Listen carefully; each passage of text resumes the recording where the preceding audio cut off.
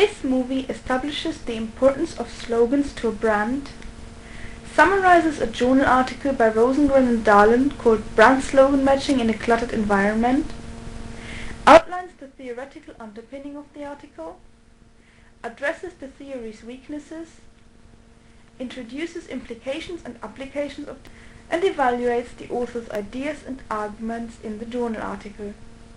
Now, let's get started.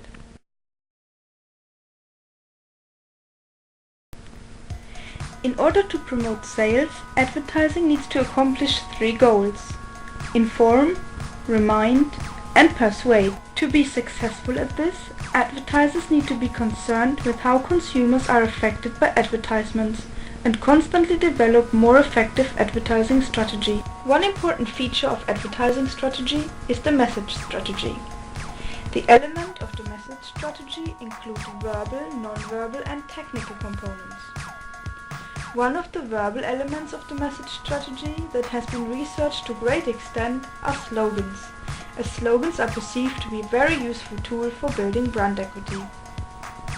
They also affect how consumers perceive a brand in 2 ways, namely in its own right and in relation to its competition. A slogan can benefit a brand in 4 different ways. But because brands exist alongside each other in a cluttered environment, their slogans constantly compete for consumers' attention. As a result, consumers often confuse marketing communication efforts by different sponsors and are likely to mismatch brands and slogans.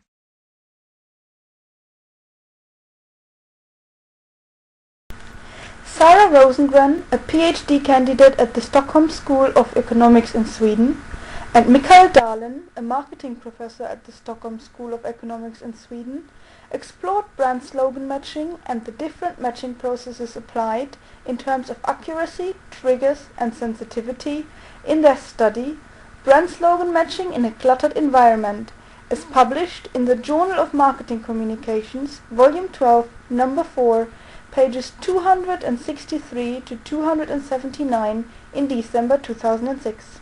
Rosengren and Dahlen have identified 3 different kinds of memory processes applicable for brand slogan matching. When consumers have a clear memory trace, consumers are confident that they know the slogan and will apply acute retrieval. In the case of sensing a general familiarity with the message, consumers will utilize constructive memory in order to match a brand and a slogan. If consumers feel they have never heard of the slogan, they will base their brand slogan matching on pure guessing. Rosengren and Dahlen have concentrated their research on acute retrieval and constructive memory only, as pure guessing is less likely to be applied. When consumers clearly remember a link between a slogan and a brand, they apply acute retrieval as the matching process. Because of the certainty with which consumers remember the link between brand and slogan, it is very unlikely that consumers mismatch the slogan with the wrong brand. When consumers apply the constructive memory process to match a brand and a slogan, on the other hand, the chances of mismatching are much higher, because the message provided to the consumer in the slogan might lead the consumer to match it to a competitor brand about which the consumer feels what the slogan expresses. That's a bit complicated, so let's take an example here. Take the slogan, "Probably the best beer in the world." I'm telling you to match it to a brand. Under constructive memory, consumers will start thinking about what lager brand they feel has the likability effect to put a word like "probably" into the slogan, or which lager they perceive would bring a statement like "the best." Heineken, they will think. They are the ones with the cheeky slogans and the straplines. Yes, Heineken has been identified as the slogan sponsor thanks to constructive memory. Now, there's only one problem. This is not Heineken's slogan. It's Carlsberger. Based on this, the first hypothesis of Rosengren and Dahlen's article was formulated. Brand slogan matching based on acute retrieval is more accurate than brand slogan matching based on constructive memory. The more consumers like a brand, the more likely they are to engage with it. It can therefore be assumed that the information processing of cute retrieval starts with the evaluation of the brand. Any slogan evaluation will therefore be influenced by brand evaluation. When applying constructive memory in turn, consumers perceive the slogan as familiar and try to match its message and information to a brand in their repertoire.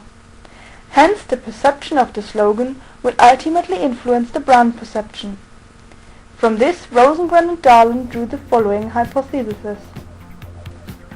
When matching is based on cute retrieval, brand evaluation is more likely to affect slogan evaluation. When matching is based on memory construction, slogan evaluation is more likely to affect brand evaluation. Brand and slogan are also assumed to have different levels of impact upon matching accuracy. For cute retrieval, it is assumed that the more consumers like a brand, the more they engage with the brand and encode information regarding it. This means that they are more confident about the link between the brand and its slogan. Brand-slogan matching becomes therefore more accurate. However, there is no clear memory of any previous experience with the advert for the constructive memory process. Any familiarity with the slogan is therefore often confused with liking the slogan. The more consumers like the slogan, the more likely they are to generalize it. The slogan is then more likely to fit to any competitor within a category. Therefore, more liked slogans will produce less accurate brand slogan matching results. Hence, Rosengren and Darlin formulated two more hypotheses. When matching is based on cute retrieval, brand liking is higher for correct matches than for incorrect matches. When matching is based on memory construction, slogan liking is lower for correct matches than for incorrect matches. If cute retrieval is used as the brand slogan matching process, the slogan provides a memory cue which directly triggers brand activation in the consumer's mind. This won't work anymore if the slogan is modified. For the process of memory construction, however, the variation of advertising executions will work favorably, as it enhances the general familiarity with the brand in the consumer's mind. That means for our hypothesis, when brand slogan matching is based on cute retrieval, matching accuracy will be sensitive to variations in the slogan.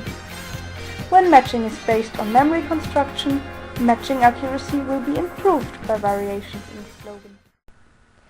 To test these hypotheses, 298 college students aged between 19 and 27 were exposed to the slogans of the top 16 top-selling beer brands in the beer market.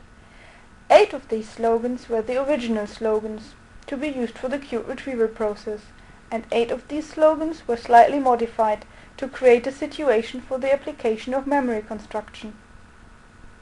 The participants were asked to match the slogans to a brand in an open-end question. No time limit was set for this process. Beer was chosen as a category due to its heavily advertised nature and the homogeneous nature of the product. The test results revealed that all hypotheses were supported.